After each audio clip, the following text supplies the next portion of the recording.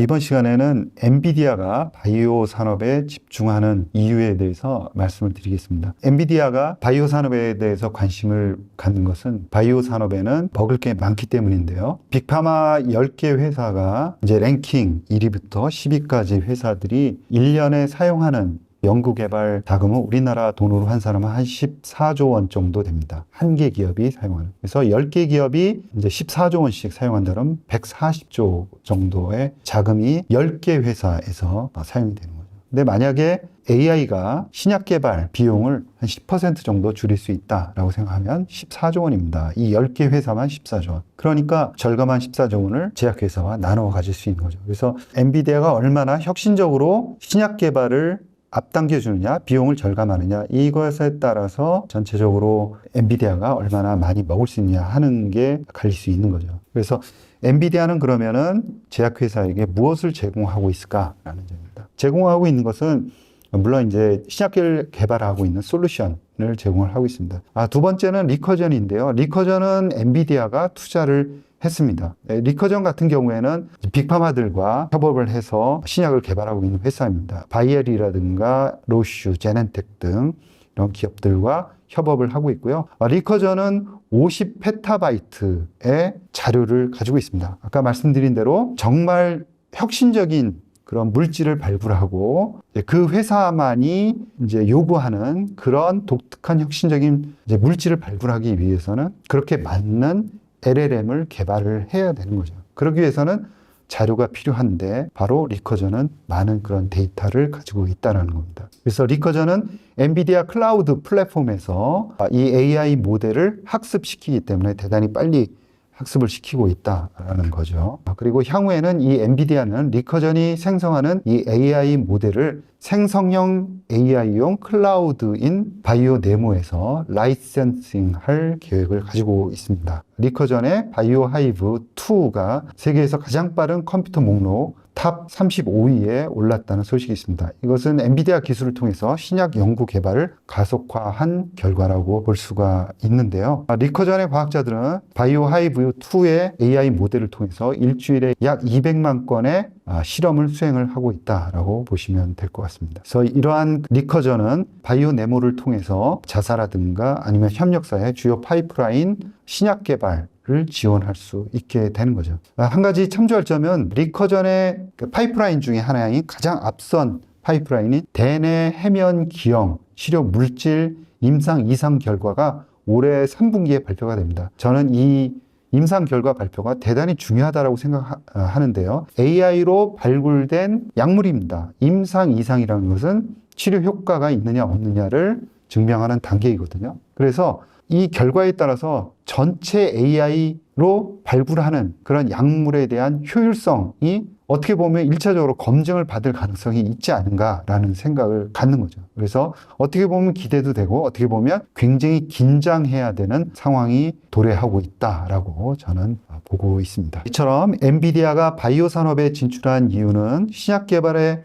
혁신적인 생성형 AI 플랫폼 바이오 네모 클라우드를 제공하고 신약 개발을 하는 바이오 기업과 나누고자 함입니다. 그 안에 가장 핵심적으로 역할을 하고 있는 또 다른 AI가 있는데 바로 바이오 네모입니다. 바이오 네모는 그 클라우드 시스템 안에서 단백질에 포커스된 바이오 분자 모델의 학습과 추론에 주로 사용되는 AI다라고 보시면 되죠. 그래서 이 일반 기업들은 아주 단순하게 만약에 정리를 한다 그러면은 엔비디아 클라우드 시스템 안에서 우리가 만들고 싶은 그런 모델을 만들고 우리가 만들고 싶은 그런 약물을 알아봐 달라라고 주문을 하고 그리고 어느 모델이 결과를 내는 그런 프로세스로 간다라고 보시면 될 것 같아요. 그래서 이 엔비디아가 가지고 있는 시스템은 클라라라는 시스템입니다. 그래서 그 안에 이제 바이오 네모라는 게 있는 거죠. 이 바이오 네모는 엔비디아 헬스케어 전용 AI 플랫폼이라고 보시면 되고요. 이 클라라 안에 바이오 네모도 있다라고 보시면 됩니다. 그래서 주로 이제 바이오 네모가 신약 개발하는데 전적으로 이제 도움을 주고 있기 때문에 이 바이오 네모에 대해서 좀 알아볼 필요가 있겠다라고 생각을 하는데요. 이 바이오 네모는 염기 서열이라든가 아미노산 등 우리 몸속에 있는 여러 가지 대사 물들 이러한 물질들에 대한 데이터들을 전부 다 학습을 합니다. 그래서 기초적인 학습을 다 마친 그런 단계로 엔비디아가 만들어서 판매를 하는 거죠. 어떻게 본다 그러면은 이제 빵을 만들기 위해서 반죽 상태로 잘 만든 상태에서 준비된 상태에서 판매를 한다라고 보시면 되겠습니다. 그러니까 그게 어떤 거냐면은 Foundational Biomolecular LLM 트레이닝이라는 다소 이제 좀 복잡하긴 한데요. 그래서 이 클라라 시스템 같은 경우에는 크게 세 가지로 나누어 볼 수가 있습니다. 하나는 단백질 의약품을 만드는, 즉 바이오 의약품을 개발하는 그런 모델, 그 다음에 화학 의약품을 개발하는 모델, 그리고 영상을 지원하는 모델. 이렇게 이제 크게 보면 세 가지입니다. 그러니까 영상이라는 것은 구조입니다. 단백질의 구조, 그 다음에 세포 안에 있는 물질들에 대한 구조를 우리가 알 수 있는 그런 영상을 제공을 합니다. 첫 번째 바이오 의약품과 관련한 곳에서는 먼저 아까 말씀드린 Foundational LLM, 그러니까 기초가 되는 LLM, 반죽 상태의 거대 언어 모델을 바이오네모가 제공을 하고요. 그 다음에 특화된 데이터, 예를 들어서 특정한 회사가 만약에 바이오네모를 사용을 한다라고 그러면 자기의 맞는 그런 특화된 그런 언어 모델로 다시 개선을 합니다. 그게 이제 파인 튜닝이라는 작업이라고 볼 수가 있는데요. 이런 과정들 속에 전부 다 엔비디아 바이오네모가 관여를 하고 있다라고 보시면 될 것 같습니다. 그렇게 되면은 특정한 회사에 특화된 그런 거대 언어 모델이 만들어지고, 또 한 가지는 두 번째 말씀드린 이제 화학의약품을 만들기 위한 모델입니다.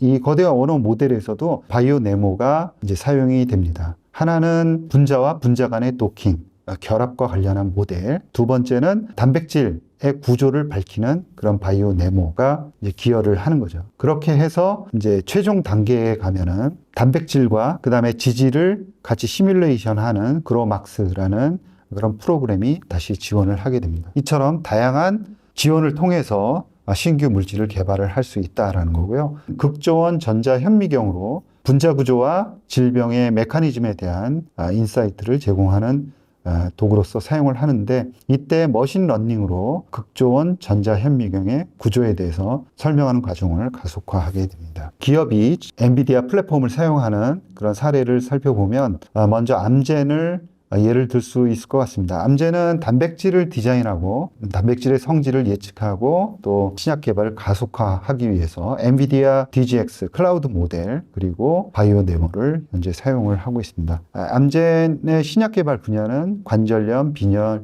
염증, 항암 등인데요. 바이오 신약 개발을 가속화하기 위해서 AI라든가 또 머신러닝을 사용해서 거대하고 복잡한 분자를 디자인을 하고 있습니다. 암젠은 단백질 특징을 예측할 수 있는 암젠이 소유한 데이터로 학습시킨 거대 언어 모델을 만들고 있습니다. 자신이 가지고 있는, 즉 암젠이 가지고 있는 데이터로 따로 학습을 시켜서 특화된 거대 언어 모델을 만든 거죠. 이 언어 모델을 사용해야 암젠이 원하는 질문에 대한 답을 할 수가 있게 되는 겁니다.